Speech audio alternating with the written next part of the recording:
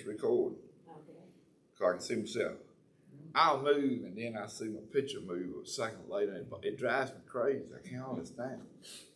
I don't know why. But good morning, everybody. Good morning. We are here at one of our not frequent enough Sunday school classes. For those of you who are listening in, please come to Sunday school. We miss you.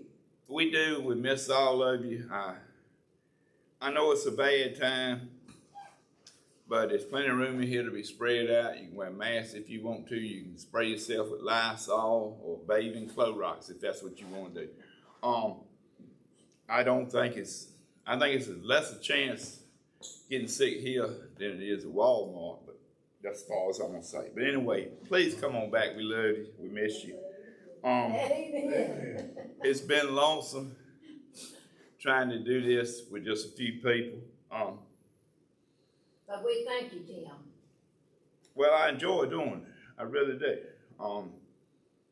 It does me more good than it does anybody else, probably.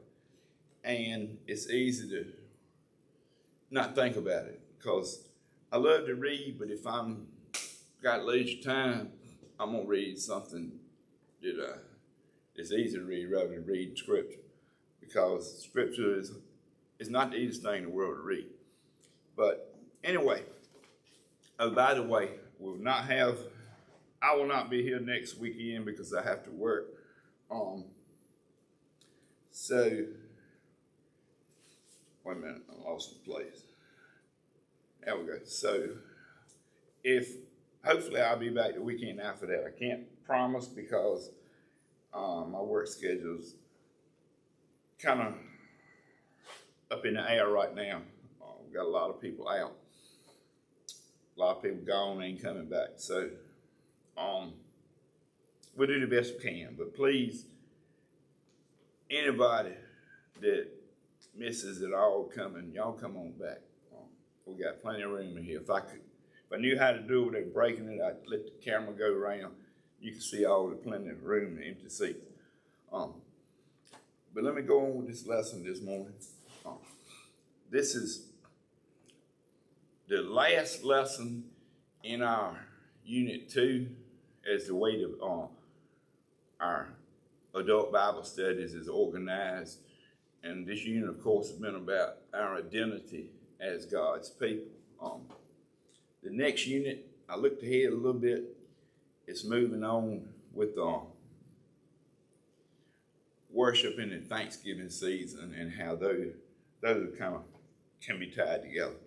But this is kind of finishing up the unit. We've been talking, about covenants. We've been talking about different ceremonies. We've been talking about some about teaching, and how all that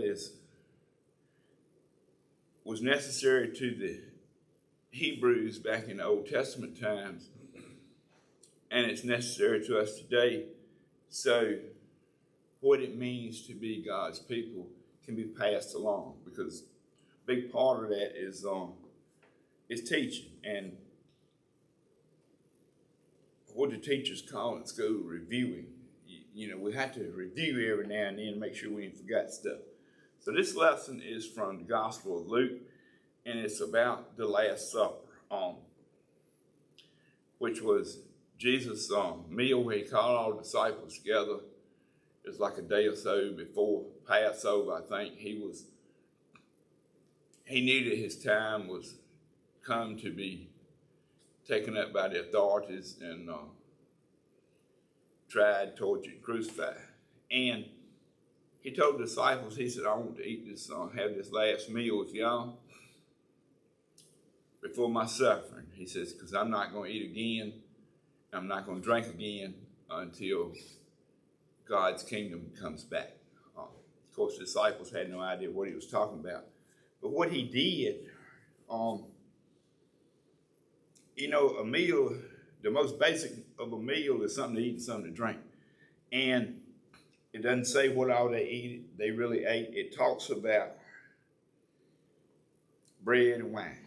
And usually on a Passover meal, they would eat roasted lamb and whatnot, because they in the Passover, which was one of the Jewish festivals, and the Passover, this is not really related to our lesson today, but it's in a way it is. The Passover was when God told Moses to tell all the Israelites, put paint over their doors in Egypt, wherever they lived, and he was going to bring a plague, and he destroyed the firstborn sons of everybody who didn't have paint on their door in wherever in Egypt they were living. And of course, in the movie, the Ten Commandments, he killed Pharaoh's little son had got killed. And I don't know if that really happened, but that was in the movie. But by taking the blood of the lamb and marking their door with it, God knew to pass over those houses and not kill the children. So the Passover feast is one that God told them they should celebrate forever and ever, and they still do. So it's about the Passover time, and Christ knows that he's going to be the sacrificed lamb this time. And, we sing about the Lamb of God. We heard Jesus referred to as the Lamb. And that's how all this is related to his suffering, his crucifixion. And that's, that way related to the Passover meal. So, anyway, Jesus knows that his time is short. He wants to have this meal with the disciples. And he takes bread and wine, and he breaks the bread, blesses it, and says, "This is my body. Eat this. And always do this to remember me." And then he takes the wine and says, "This is my blood that I'm fixing to pour out for all of you. Each one of you drink of it." And so, we still do that. We have communion. Communion is one of maybe the most important sacrament that we have. Different churches have different ceremonies, of course. The Methodist Church has two, what we call sacraments. One is baptism, one is communion. Baptism is only done once because it's believed that God doesn't need to baptize you twice. Some churches will rebaptize you if you join. It's and that's why we have different churches, because people say different things is true. And it's human nature that if it's a way to complicate something and screw it up, we're going to do that.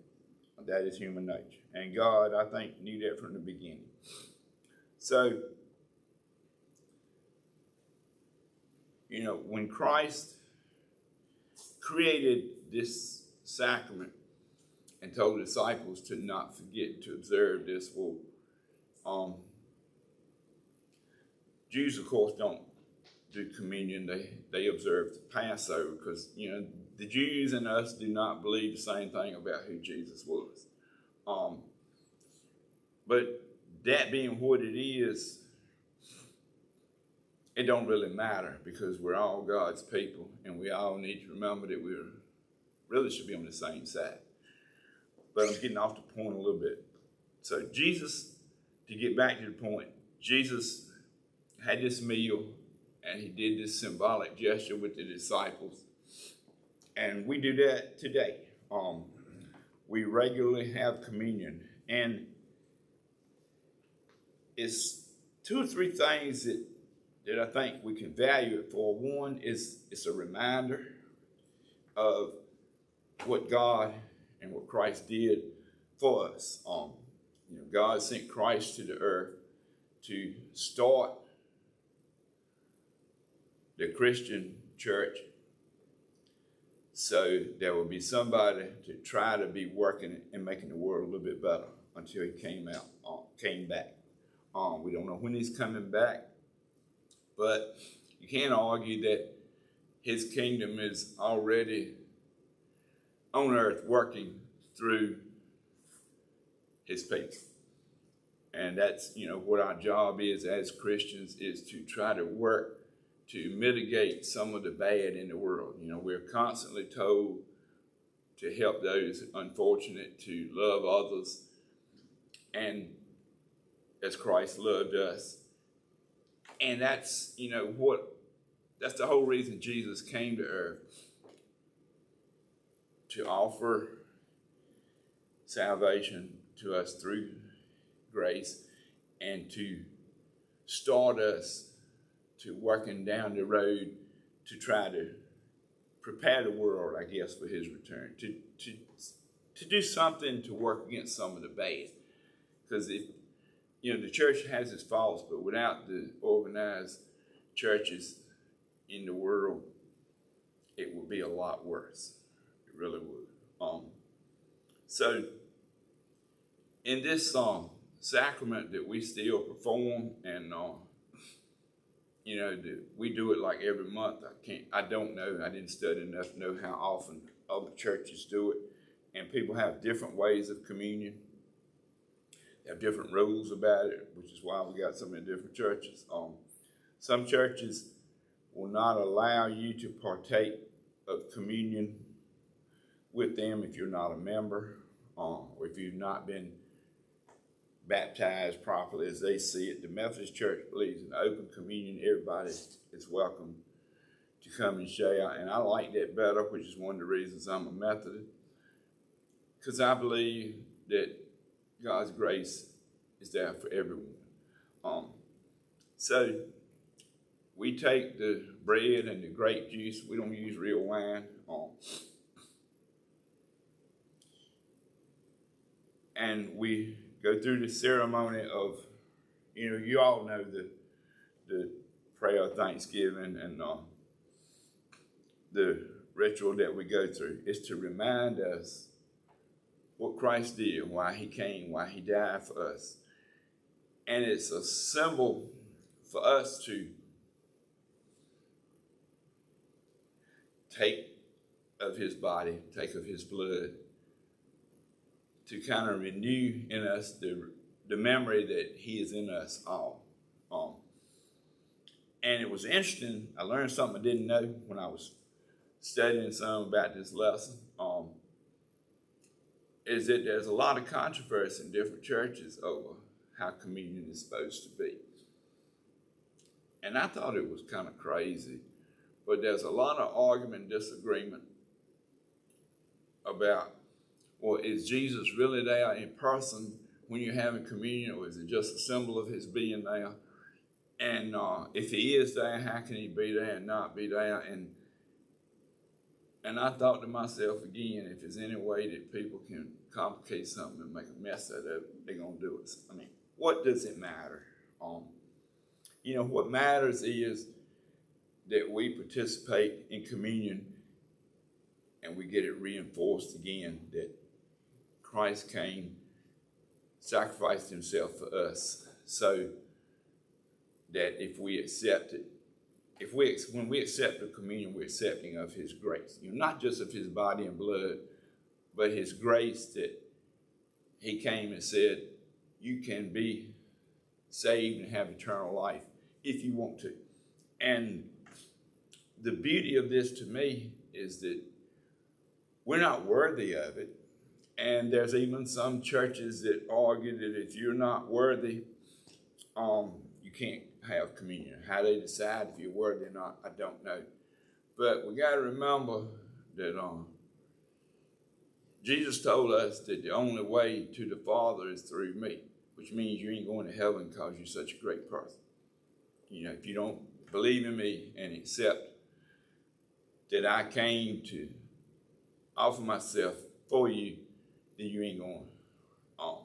You know, Paul taught this over and over and over. There is no way we can buy our way into heaven. We can't work our way into heaven. You simply accept this grace. And that's what the grace is something that you're given that you don't deserve necessarily, or you hadn't earned.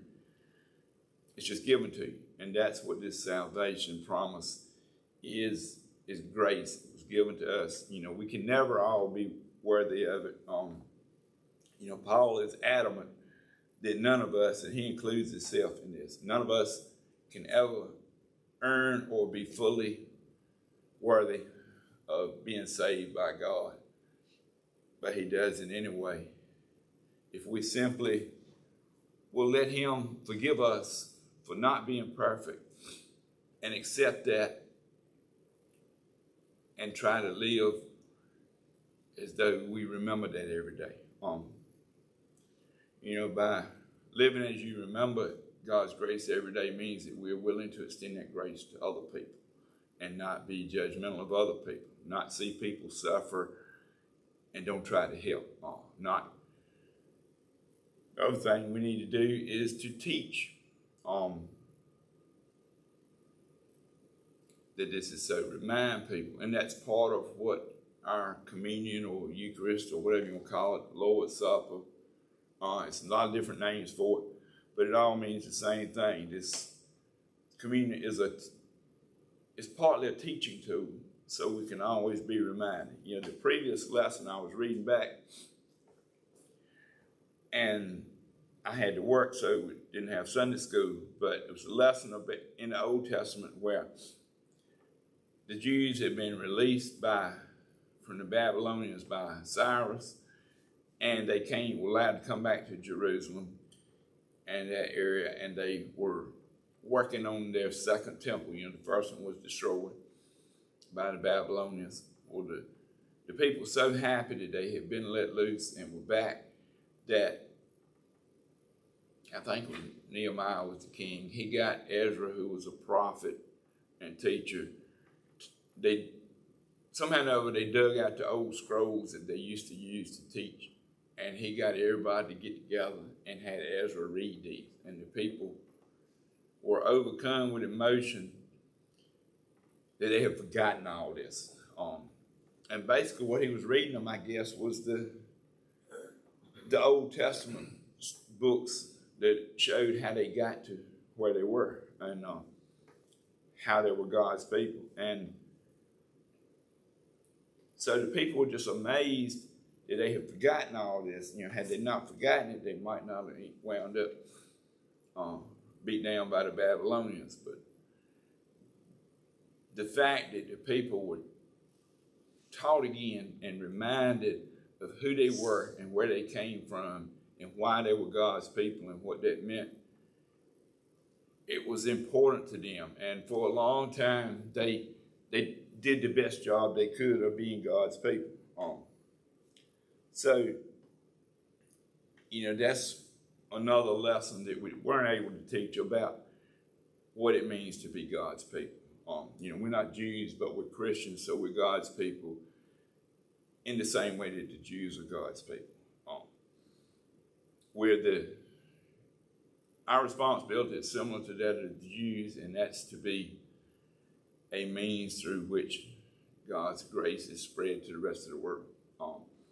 So that's our duty, and you need to be reminded and taught what your duty is. So, to me, communion is one of the most important ceremonies that we have, and I think it's one of the most meaningful that we have, other than maybe worship at Easter, to me personally. But communion is something that always means a lot to me, and I take it seriously.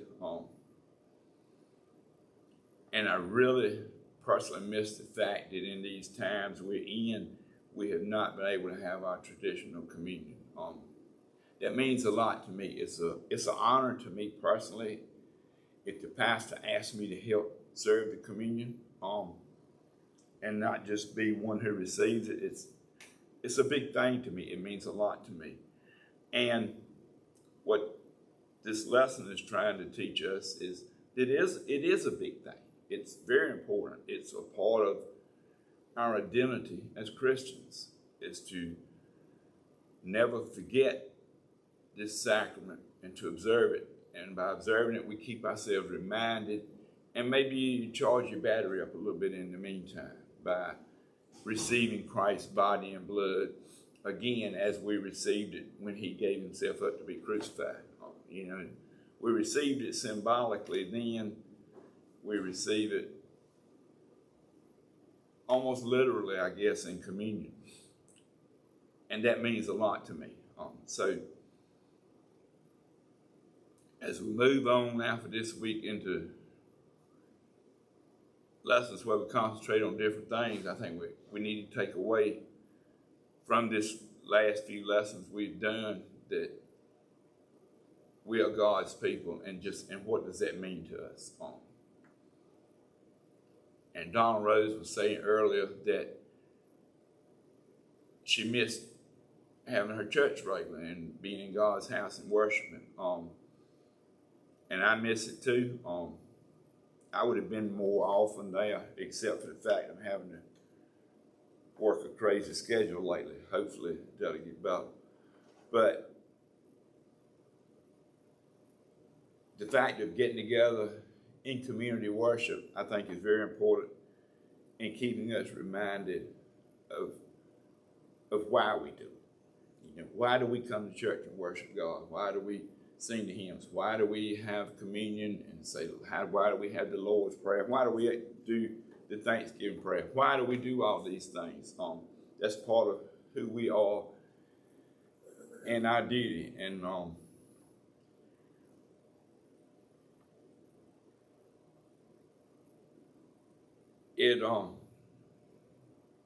it troubled me a few weeks ago. My daughter was talking about, I don't know how we got on the subject of church. I think we're talking on the phone when I was talking about how I miss being in church. Excuse me, my legs itch. But she said if we ever have a child, I don't know if we'll raise them up in the church or not. She said, I see too much, I can't think of the word now, too much hypocrisy in the churches today. People preach one thing and do another. I said, well, I can't make up your mind for you. I said, but, you know, I hate for you to not have your child not to have the opportunity to see this, because you can't teach them at home what you can be taught in church. So, I mean, it really hurt my feelings that that's the way they feel. But young people tend to not think they need God as much as older people do, maybe. I hope when the time comes, maybe they'll think differently about that. But, you know, we have the times, young people don't seem to be worried about the need to worship God. We have the government telling us that we ain't supposed to, it ain't safe for us to come together and worship God. And I think never more than now have we needed to remember to worship God. So I think it's important, and maybe it's part of God's plan, that we've spent so much time lately studying what it means for us to be Christians. Because I don't think they planned for this when they made these lessons up, because they're made way ahead, and it's like a cycle of lessons through each year. But it's funny that it came to be this set of lessons at this time when we're trying to get people to realize that it's okay to come to church. I don't think you need to gather like these big churches are flocking in like they do, because they've had some cases there. But you have to be precautious like you are when you go to the grocery store or anywhere else. Well, you know, you can be careful. You don't have to be afraid all the time, but if I go somewhere, if I go to Bojangles to get some food and you hand them money and stuff back and forth, well, I'm going to wash my hands before I touch that food. You got to look after your own safety as well as others. Exactly. That's, if you look after your own safety, you ain't got to worry so much about the rest of it, I believe. But anyway, I ain't going to get into all this too much, because if I do, I'm going to get mad. And y'all don't want to hear that. But it's about 10:30, so is anybody I've said all I had planned to say about what communion means to us. Jesus told his disciples, do this as often as you do in remembrance of me. And he said he would not eat or drink until he comes again. And this is why we should observe it And I learned a whole lot about this in studying it this week, Tim.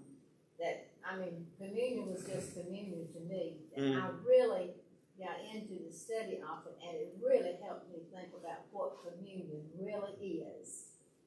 And I really enjoyed it, and we've got to be prepared for the second coming, because nobody, even the angels in heaven, do not know when that's going to be. And I feel like when you die, that's in your life anyway. Right. You're gonna find out something about it. Yeah. Then, of course, when you have when you're becoming again and all, but and life here on earth as we know it. Yeah, when our life here on earth ends, I think we'll find out if we made the cut or not. But it is, I have learned a lot about communion that I never really thought about. I just assumed it was a ceremony we went through, and I kind of knew what it was about, but I never thought about how important it actually is. And well, when they talk about unleavened bread, I never thought about that the leavening and the fermentation of it is kind of like evil. That's why you use unleavened bread. Of course, we use leavened bread, but that was the reason of it back then, because that was like fermentation and all that was like something evil. It made that dough explode and stuff and rise. It is. Wine was not fermented wine. It was grape juice, because when it was mashed all into one, that bunch of grape. And I remember the preacher saying this. As Carolyn says, as many grapes are into one, that the grape juice becomes one instead of many. And I really realize the reason some of the things that we say in our ritual that I just passed over. It's a lot of symbolism there that, yes, unless you're taught, you don't know, which is why it's so important that young people are taught. Well, the young people today are not even taught the stories They're not. in the Bible. Or they teach them in school that it ain't no such a thing. It's all a myth. But they're not taught that Islam is a myth or whatever else. They're just taught that Christianity is a myth. But that's And like I think it's a little bit unfair. Parents Got to be parents. It's You in can't. parents' hands. You can't sit back and let other people raise your young one No. and expect it to turn out good. It's that simple. So, anyway, I'm going to stop the camera now. Thank you all for coming today. And once again, I will not be able to do Sunday school next Sunday, but hopefully the Sunday after. Excuse me, unless something else happens. We'll try it again. Thank you.